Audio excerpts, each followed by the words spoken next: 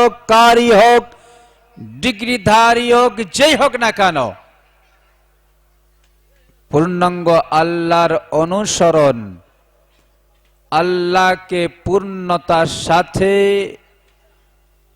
তাকে পূজা করা, তার ইবাদত করা, ইতাআত করা তখনই হবে যখন রাসূলুল্লাহ, সকলে বলি সাল্লাল্লাহু আলাইহি ওয়াসাল্লামের ইতাআত হবে, তার অনুসরণ হবে। নইলে আমরাও ওই রকম ভৎসনা তিরস্কার শুনতে পাবো। কোরআন যেমন অন্যদেরকে শুনিয়েছে, কোরআন আমাদিগকেও তেমন শোনাবে। আফাতুমিনুনা বিবাযিল কিতাবি ওয়া তাকফুরুনা বিবায। কি ব্যাপার? কোরআনের কিছু অংশের প্রতি বিশ্বাস রাখো আর কিছু অংশের প্রতি বিশ্বাস রাখো না। এই ডিভাইড, এই পার্থক্য, এই বিভেদ, এটা কারা করেছে? এটা কাদের আদর্শ? এটা কাদের নীতি? সত্যিকারে যদি আমরা রাসূলুল্লাহ, সকলে বলি সাল্লাল্লাহু আলাইহি ওয়াসাল্লামকে ভালোবেসে থাকি, তার উম্মতের দাবি করে থাকি, তাহলে তার প্রত্যেকটা নির্দেশ, প্রত্যেকটি হাদিস শোনার জন্যে, বোঝার জন্যে আপনাকে আমাকে সজাগের সাথে, পূর্ণ ধ্যানের সাথে সেটা শুনতেই হবে। তারপরেই তো হবে আপনি রাসূল প্রেমিক, তারপরেই তো বলা যাবে আপনি রাসূলকে ভালোবাসেন। আপনি যদি ভাগ করে দেন যে অমুক লোকের মুখ থেকে হাদিস শুনবো, অমুক লোকের মুখ থেকে হাদিস শুনবো না, আরে ভাই, হযরত আলী কাররামাল্লাহু ওয়াজহাহু তিনি তো বলেছিলেন, উনদুর ইলা মা কাল ওয়ালা তানদুর ইলা মান কাল। কি বলছে শুনো, কি বলছে দেখো, কে বলছে দেখো না। কথাটা শুনো। কথাটা যদি রাসূলুল্লাহ সাল্লাল্লাহু আলাইহি ওয়াসাল্লামের হাদিস হয়, তাহলে সেই ক্ষেত্রে আমাকে আপনাকে সেটা শোনা একান্ত দরকার আছে। হাদিসের প্রতি আমাদের কোনো আগ্রহ নাই, হাদিসের প্রতি আমাদের কোনো ভক্তি নেই, হাদিসের প্রতি আমাদের কোনো ভালোবাসা বা মহব্বত নাই। কেন? অযাচিত ভাবে,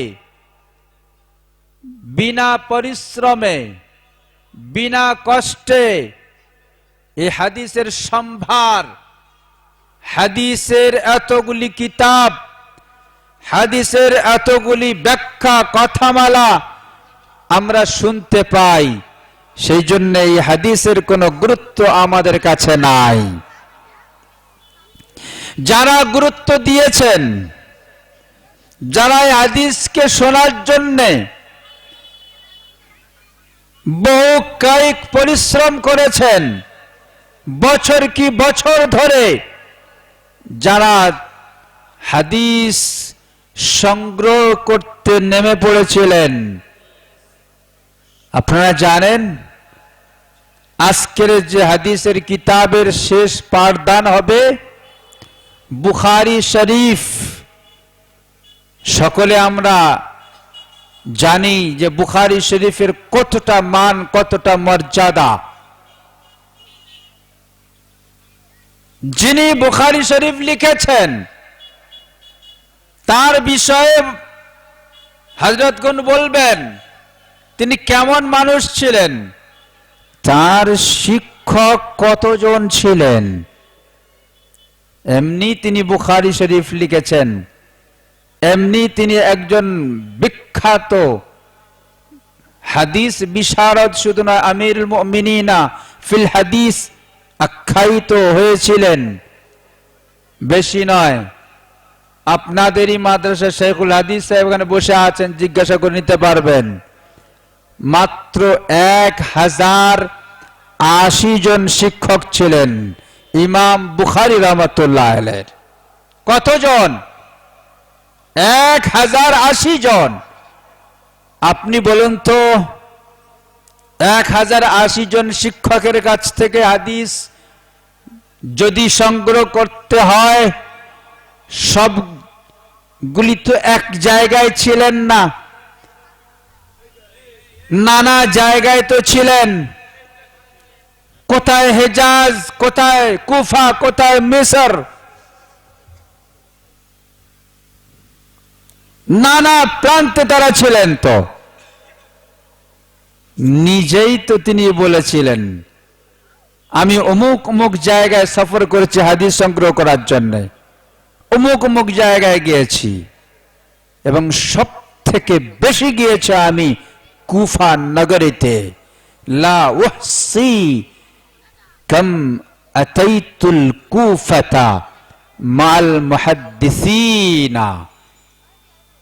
ইবনে হাজার আসকালানী রাহমাতুল্লাহ আলাইহি এই বুখারী শরীফের আরবি ব্যাখ্যাকার, তিনি এই বুখারী শরীফের ব্যাখ্যা লিখেছেন এবং তার এই ব্যাখ্যারই একটি অংশ, একটি কিতাব ভূমিকা 600 পৃষ্ঠায় সম্মিলিত হাদিয়ুস সারি লিমাই ইউতালিউল বুখারী নামক সেই কিতাবের মধ্যে তিনি লিখেছেন, ইমাম বুখারী রাহমাতুল্লাহ আলাইহি নিজেই ব্যক্ত করছেন, কাম আতাইতুল লা উহসি কাম আতাইতুল কুফাতা মাল মুহাদ্দিসিন।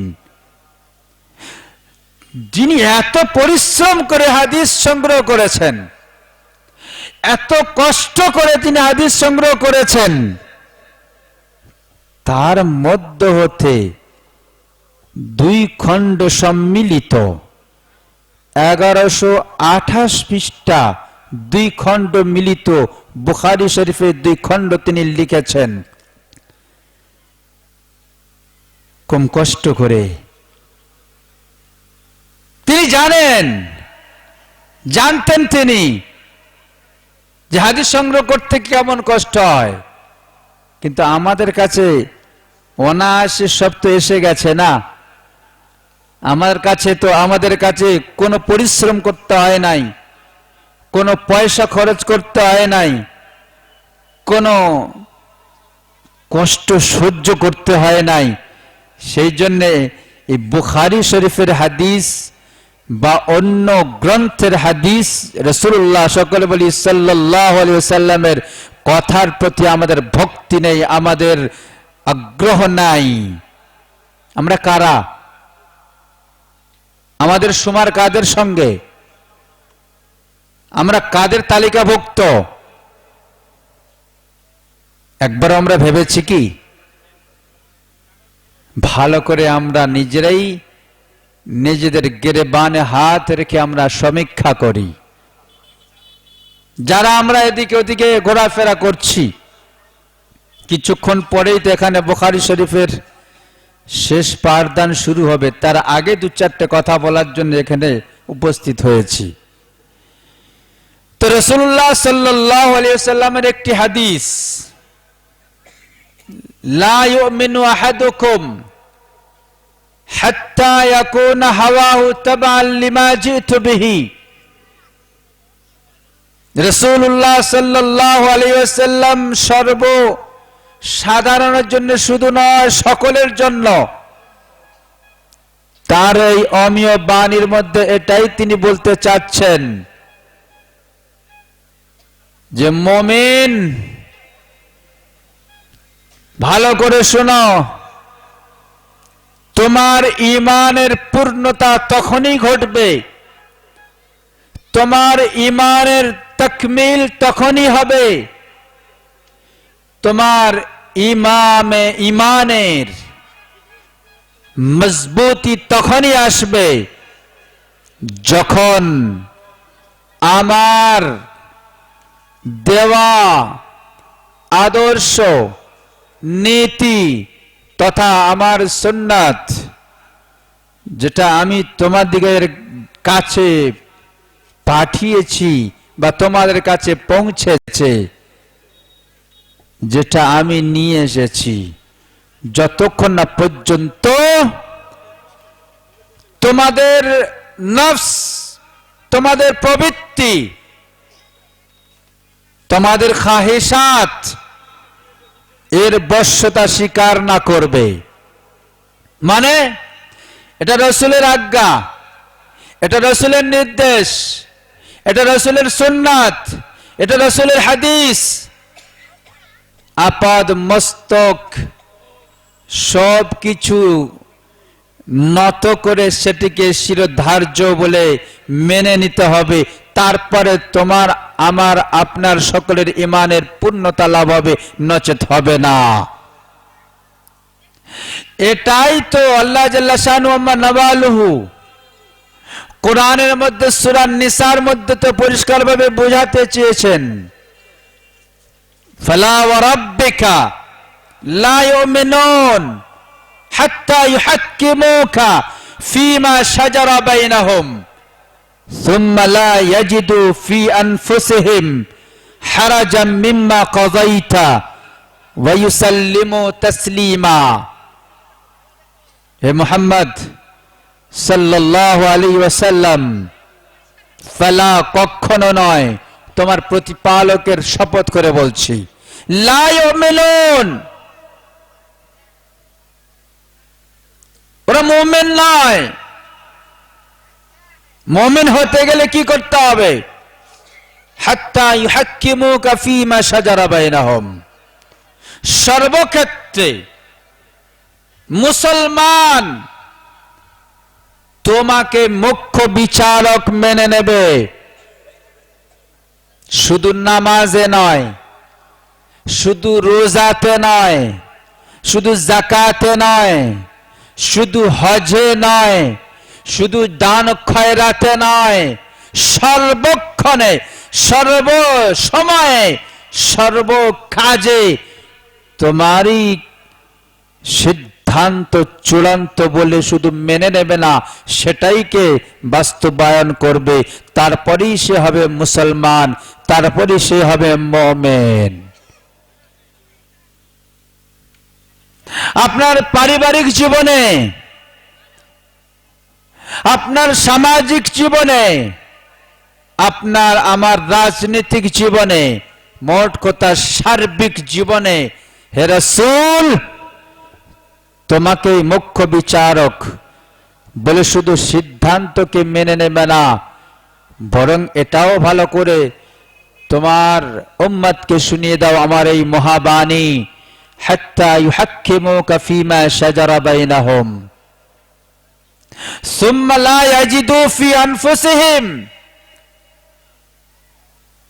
তারা যেন তোমার সিদ্ধান্তের প্রতি এক চুল যেন দ্বিধাগ্রস্ত না হয়। কথা বুঝে আসেনি? এক চুল পরিমাণ যেন দ্বিধাগ্রস্ত না হয়। সুম্মা লা ইয়াজিদু ফি আনফুসিহিম হারাজাম মিম্মা কাযাইতা ওয়া ইউসাল্লিমু তাসলিমা, সর্বত্রকরণে তোমারই সিদ্ধান্ত চূড়ান্ত সিদ্ধান্ত বলে শুধু মেনে নেবে না, বিশ্বাসের সাথে সেটি নিজের জীবনে বাস্তবায়ন করবে, তারপরে সে হবে মুসলমান, তারপরে সে হবে মুমিন। আজকে আমাদের নিজেদের জীবনের সমীক্ষা করা দরকার আছে।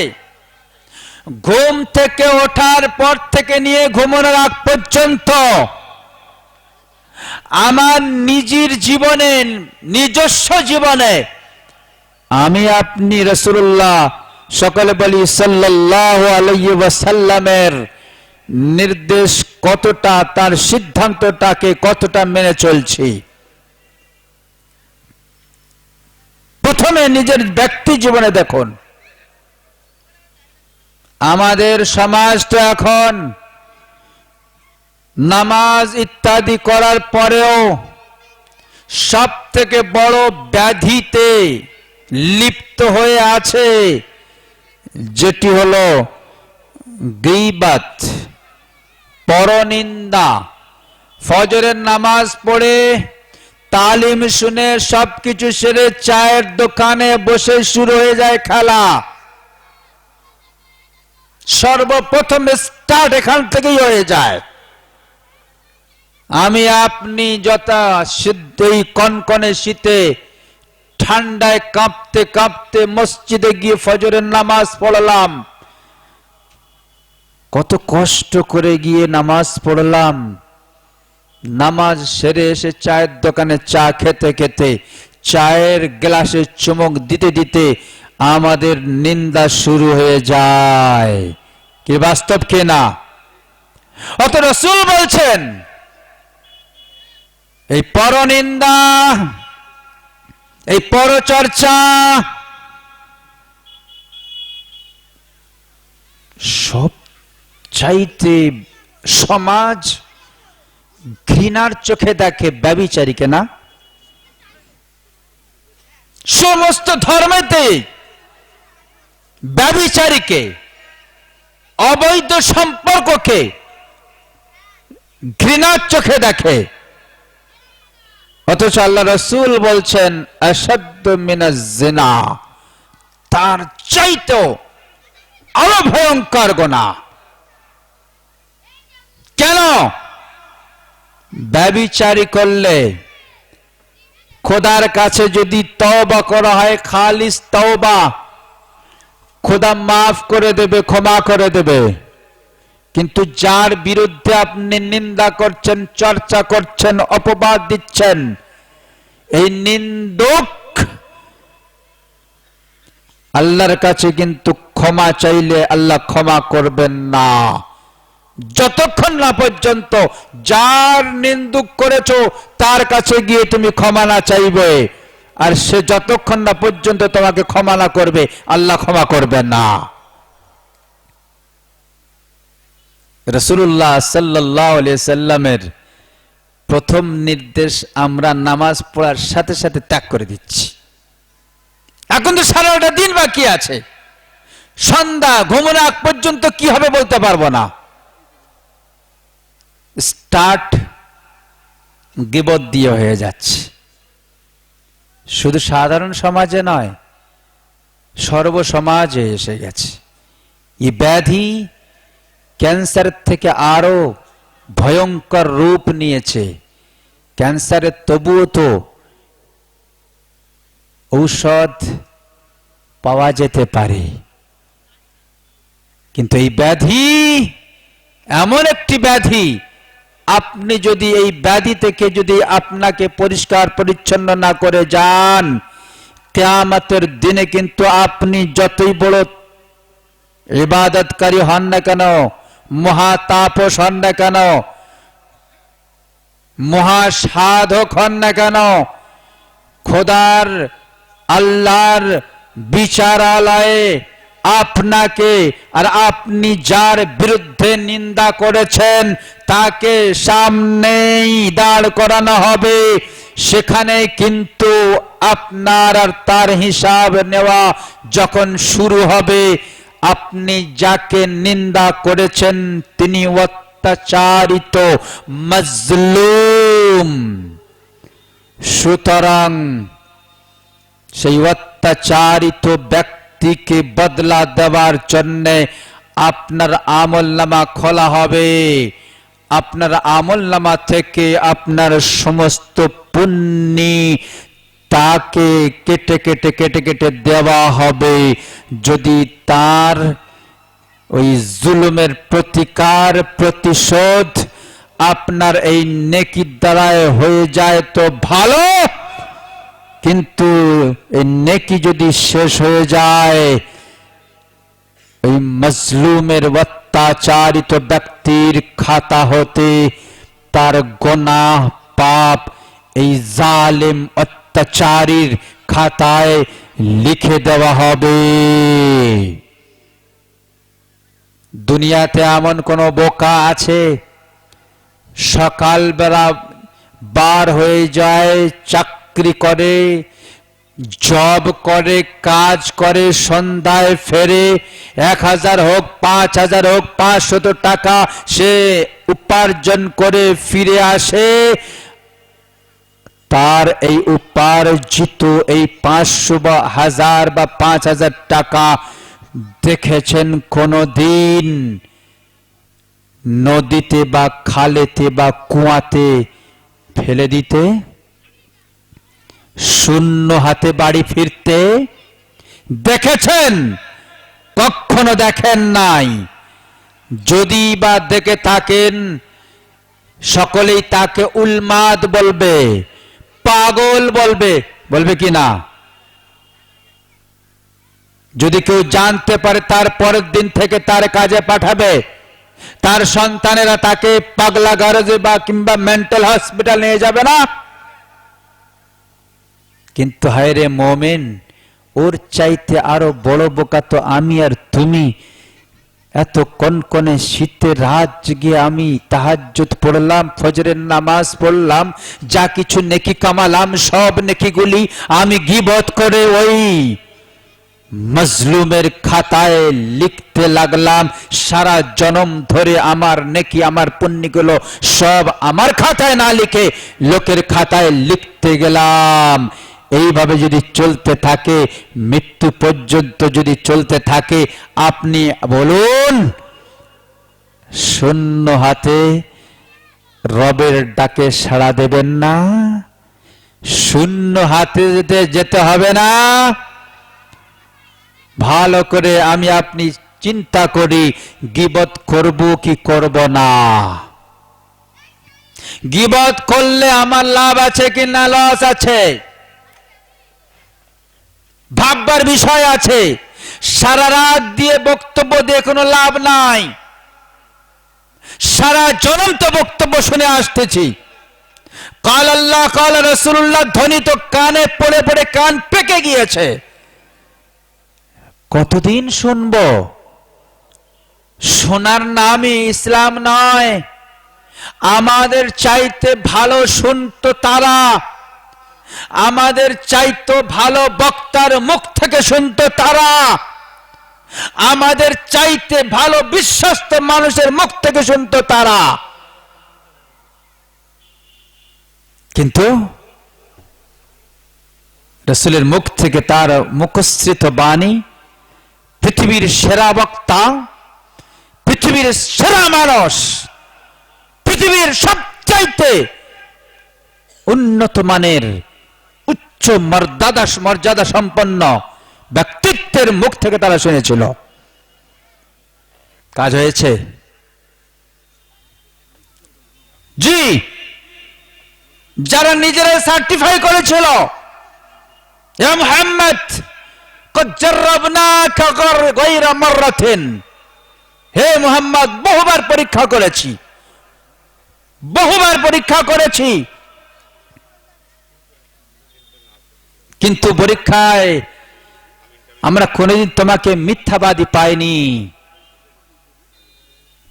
আর এই উম্মতে মুহাম্মাদি, যারা উম্মতে মুহাম্মাদি বলে দাবি করে, যারা উম্মতে মুহাম্মাদি সাজার ঢং করে এবং মুখে শুধু মুহাম্মদ তোমাকে ভালোবাসি, মুহাম্মদ তোমাকে ভালোবাসি বলে চিৎকার করে, অথচ মুহাম্মদ সাল্লাল্লাহু আলাইহি সাল্লামের একটা নির্দেশ মানতে এদের সব থেকে বড় কষ্ট হয়।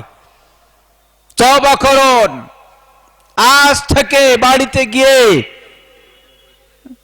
কোনো গীবত করব না, তাহলে আজকেকার এখানে আসা সার্থক হবে, এই বক্তব্য সার্থক হবে, নইলে কোনো লাভ নাই।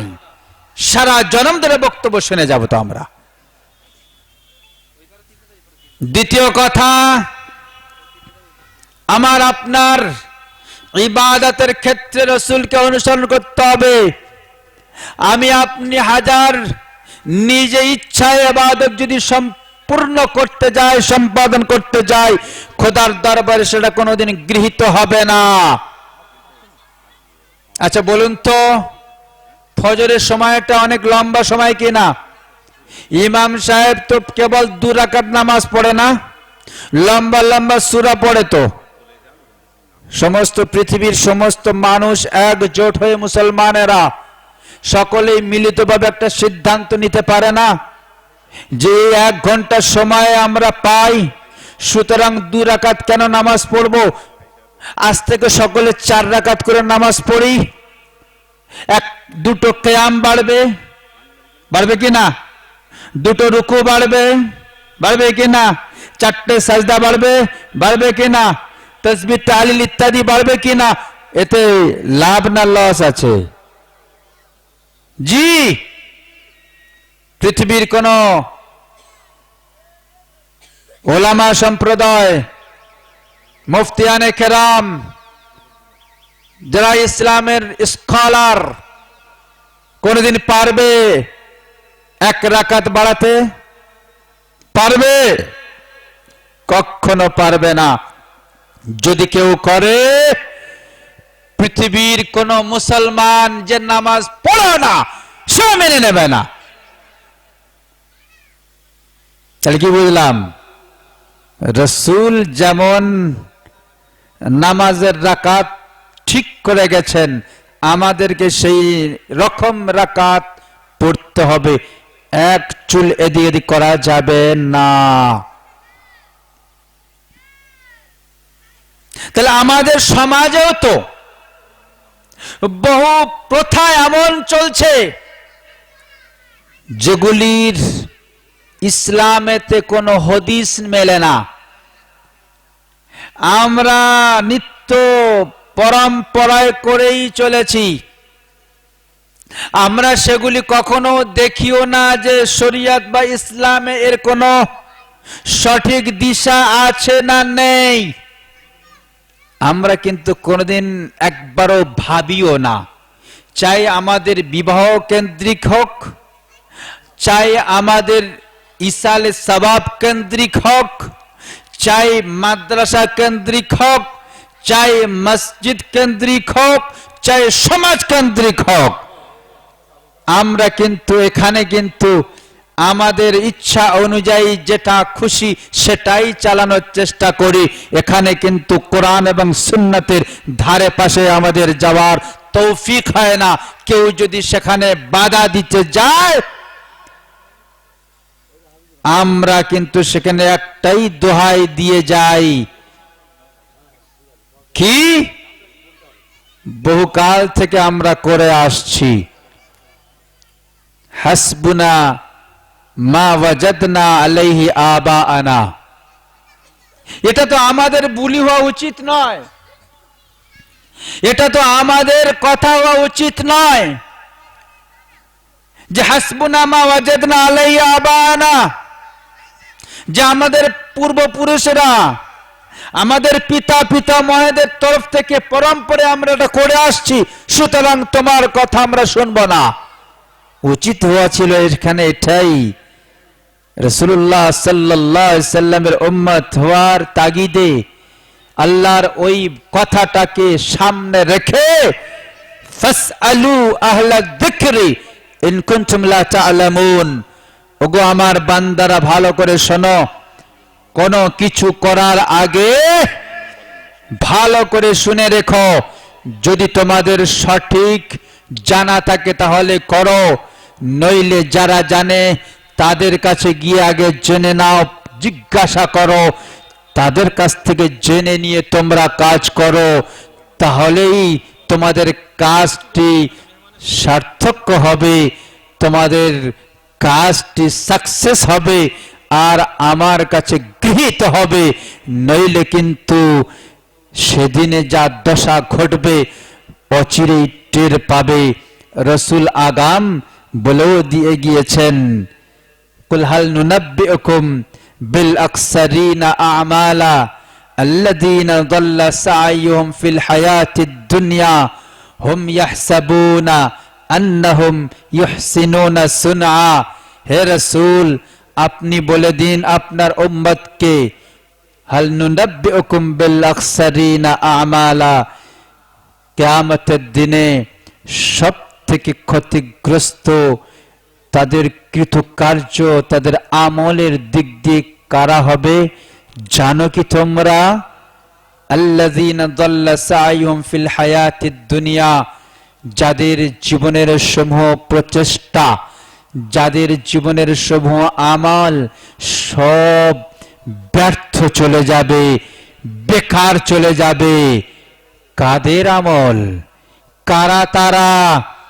যারা সমস্যা কাজ করার পূর্বে কোনো কিছু না জেনে শুনে নিজের মন যেটা ভালো বলেছে, নিজের খাহিশাত যেটা ভালো বলেছে সেই অনুযায়ী আমল করে গেছে, এবং তারা এটাই বলেছে, এটাই ধারণা করেছে, হুম ইয়াহসাবুনা আন্নাহুম ইউহসিনুনা সুনআ, যে তারা যে কাজ করতেছে অতি ভালো কাজ করতেছে। আদৌ সেটা কোনো কাজ নয়, সেটি হলো অকাজ, সেটি ভালো কাজ নয়। এই সমস্ত ব্যক্তিদের কাজ সেদিন কিন্তু ব্যর্থ যাবে, খুঁজেই পাবে না। সেই জন্য আমি সকলের কাছে একটি নিবেদন আবেদন করবো, এটাই, সারা জনম বক্তব্য শুনে আমাদের লাভ হবে না।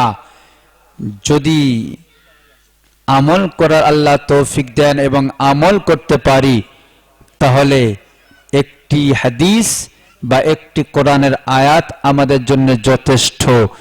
বুখারী শরীফ ইন্নামাল আমালু বিন্নিয়াত থেকে শুরু করে কালিমাতান হাবিবাতান পর্যন্ত শোনালে কোনো লাভ হবে না যদি আমল না করি। আল্লাহ আমাদের সকলকে কোরআন এবং সুন্নাত শোনার সাথে সাথে বক্তা এবং শ্রোতা উভয়কে, সকলকে আমল করার তৌফিক দিক। আপনারা সকলে বলুন আল্লাহুম্মা আমিন।